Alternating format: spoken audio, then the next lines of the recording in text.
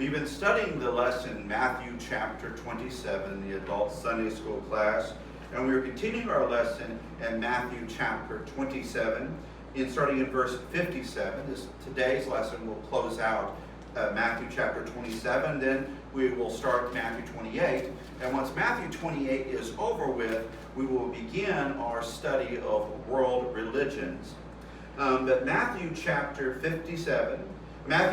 27, verse 57 reads, "And when the even was come, there came a rich man of Arimathea, named Joseph, who also himself was Jesus' disciple. He went to Pilate and begged the body of Jesus.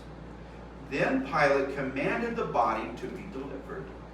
And when Joseph had taken the body, he wrapped it in a clean linen cloth, and laid it in his own new tomb, which he had hewn out in the rock. And he rolled a great stone to the door of the sepulchre and departed. And there was Mary Magdalene and the other Mary sitting over against the sepulchre." Customarily, the bodies of crucified criminals were left on their crosses to rot or to be eaten by wild animals. But the Jews wanted no such horror displayed during the Passover season.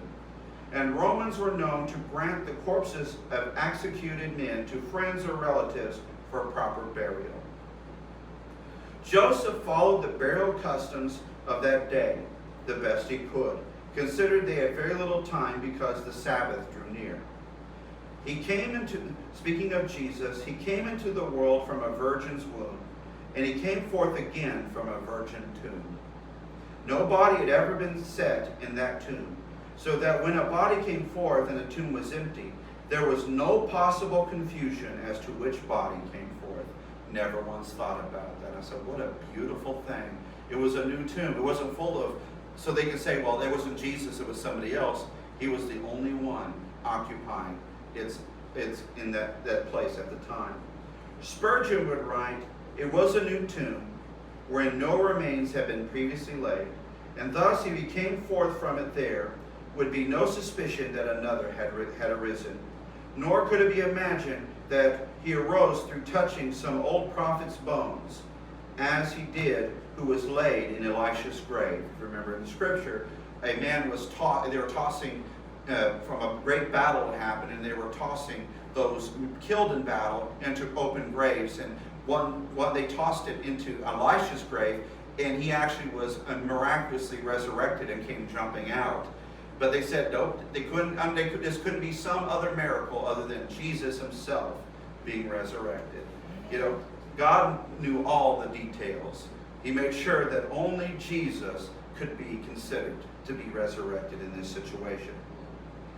This was the customary way to seal an expensive tomb when speaking about a large stone was rolled against the door of the tomb. A rich man like Joseph of Arimathea probably had a tomb carved into solid rock. This tomb was in a garden near the place of crucifixion. The tomb would commonly have a small entrance, perhaps one or more compartments where bodies were laid out after being somewhat mummified with spices, ointments, and linen strips. Customarily, the Jews left these bodies alone for a few years until they decayed down to the bones. Then the bones were placed in a small stone box known as an ossuary. The ossuary remained in the tomb with the remains of other family members. So to conserve space, so that after the person's rotted away, they would take the bones and put them into a smaller box, and then they put them back in the tomb, and that way they could keep reusing the tomb over generations. When speaking of rolling a large stone, this usual mode of shutting the door of the tomb, the Jews called the stone golal, the roller. John 19:41 specifically tells us that the tomb of Joseph of Arimathea that Jesus was laid in was close to the place of Jesus' crucifixion. And each of the two suggested places for Jesus' death and resurrection bear this out. Joseph probably didn't like it that the value of his family's tomb decreased because the Romans decided to crucify people nearby. Yet it reminds us that in God's plan, the cross and the power of the resurrection are always permanently and closely connected. Tombs like this were very expensive. It was quite a sacrifice for Joseph of Arimathea to give this up. But Jesus will only use it for a few days. He said, it's just like, hey, I'm going to be written this for 2 or 3 days. Can I? That it's something really. It put a smile on my face when I read that. I'm like, oh, that's so good. That's so good. Moving on to verse 62. The next day that followed, the day of the preparation, the chief priests and the Pharisees came together unto Pilate, saying, Sir, we remember that deceiver said while he was yet alive, After 3 days I will rise again. Command therefore that the sepulchre be made sure until the 3rd day, lest his disciples come by night and steal him away, and say unto the people, He is risen from the dead. So the last error should be worse than the first. Pilate said to them, Ye have a watch, go your way, make it as sure as you can. So they went and made the sepulchre sure, sealing the stone and setting a watch. They gave Pilate a title of honor and respect. But the day before, these same religious leaders rejected the King of Kings. They mocked and despised him, putting Jesus to open shame, but they honored Pilate. When speaking about the next day, it must mean that the chief priests and the Pharisees actually approached Pilate on the Sabbath with their request. If they did that, it is clear to see how radically they broke the Sabbath law. Because you're not supposed to do any type of work. You're not supposed to prepare anything. Everything's supposed to be prepared the day before.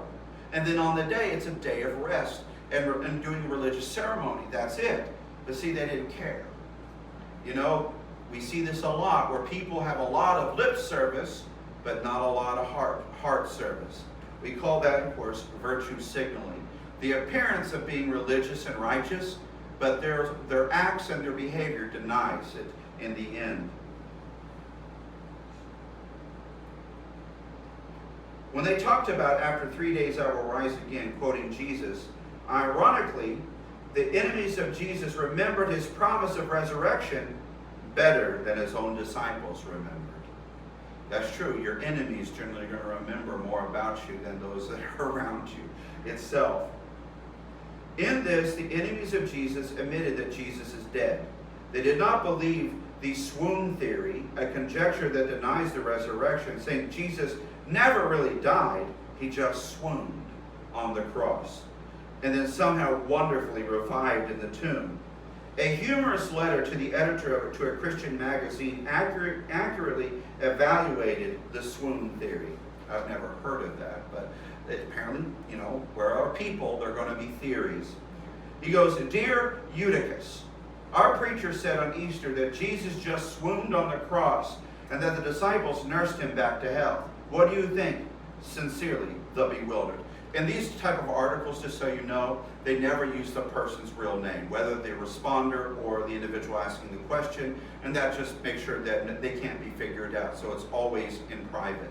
This is not the only publication that would do this. I've actually read several, especially ones that are for children. Like when I was a kid, Disney had called Disney Adventures, which I actually have still some of my favorites, namely the one that was revealed The Lion King from '94. Still doesn't look very good, but I still have the magazine. But for the responses, they always mask the actual names. He goes, Dear bewildered, beat your preacher with a cat o' nine tails, with 39 heavy strokes. Nail him to a cross, hang him in the sun for 6 hours, run a spear through his heart, embalm him, put him in an airless tomb for 36 hours, and see what happens. Sincerely, Eutychus.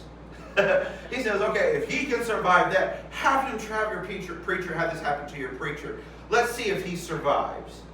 Of course, the answer is there's no way anybody could have survived that. When speaking about the Pharisees saying, lest the disciples come by night and steal them away, they couldn't have been afraid of the disciples.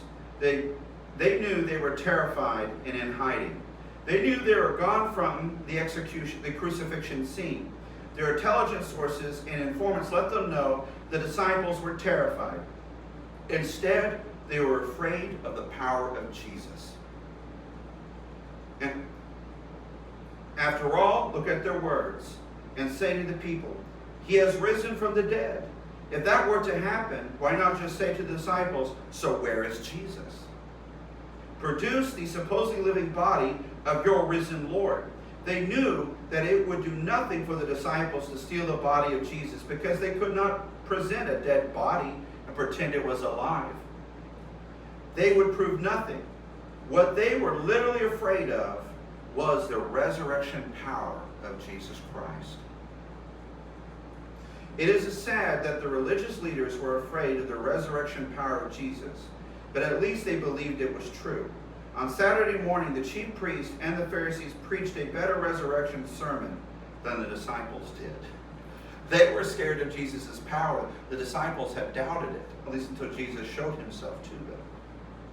Justin says that such stories were still being actively disseminated in the middle of the 2nd century. Dialogues 108. The fact of such propaganda in itself indicates that it could not be denied that the tomb was empty. What was questioned was how it became empty. In other words, people were whispering like, did you know that tomb of Joseph Arimathea where this Christ was buried, this Jesus, it's empty. And they would say, well, how did it get empty? Well, they did this or they did that. No one doubted that. And that's like, once again, you know, when people say, I need evidence there's a God, I need evidence that Jesus was the Son of God, there is plenty. Your heart just has to believe. When speaking about Pilate saying, command the tomb be made secure, you have a guard, make it as secure as you know how. This shows that both the Jewish leaders and the Romans were well aware of the need to guard the tomb, and they took all necessary measures to secure it. These security measures simply gave greater testimony to the miracle of the resurrection. If Jesus' tomb was unguarded, one might suggest that an unknown person or persons stole the body, and it would be difficult to refute. Yet, because the tomb was well guarded, we can be certain that his body wasn't stolen. It is unlikely that the Jews would have needed Pilate's permission at all to deploy their own police. Moreover, the word for guard is, uniquely in the New Testament, a transliteration of the Latin word custodia. It is therefore more likely that it was Pilate's troops who were used. The Jewish leaders are going for maximum security. They didn't trust their own guards. They wanted the best of the industry. It didn't matter, did it?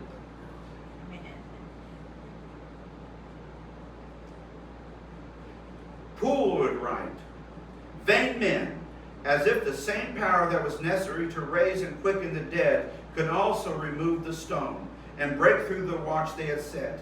But by their excessive care and diligence, instead of preventing Christ's resurrection as they intended, they have confirmed the truth and belief and the belief of it to all the world. Here it is. If Jesus could resurrect himself, then I don't care how many guards you put there. I don't care. You could plaster that stone. You could put nails into it, seal it as much as you can. It's not going to keep Jesus out. Stealing the stone and getting the guard, this described the measures taken to secure the tomb of Jesus.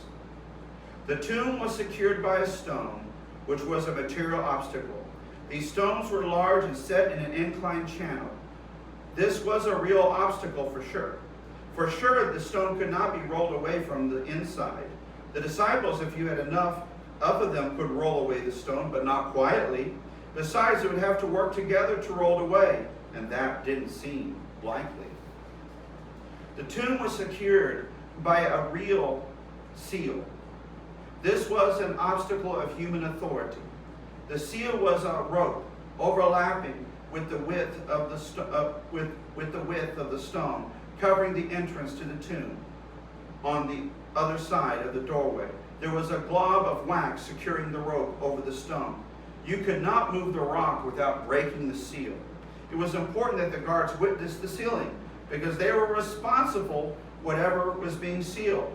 These Roman guards would watch carefully as the stone was sealed, because they knew their careers, and perhaps even their very lives, were on the line. The Roman seal carried legal authority. It was more than yellow tape barricading a modern crime scene. To break a Roman seal was to defy Roman authority. That stone was secured by the authority of the Roman Empire. The tomb was secured by a guard with an obstacle of human strength. A typical Roman guard had four soldiers to watch while the others rested. This guard may have had more. The soldiers would be fully equipped: sword, shield, spear, dagger, armor. We would also remember that these were Roman soldiers. They didn't care about Jesus or Jewish laws or rituals. They were called to secure the tomb of a criminal. To them, the only sacred thing of the tomb was the Roman seal, because if it were broken, their careers were ruined, and they might be executed themselves. Soldiers, cold-blooded enough to gamble over a dying man's clothes, were now the kind of men to be tricked by trembling disciples. Were not kind of men to be tricked by trembling disciples, or not jeopardize their own necks by sleeping at their post. In other words, once again, God is setting everything up. These people were not there by happenstance. God said, you want proof? I'm going to show it to you. None of these obstacles mattered, though. They all fell before him. Material obstacles don't stand before the resurrected Jesus. Human authority doesn't stand before the resurrected Jesus. Human strength doesn't stand before the resurrected Jesus. And that concludes today's lesson. Of course, next lesson is going to be fun because it's going to start about the resurrection itself.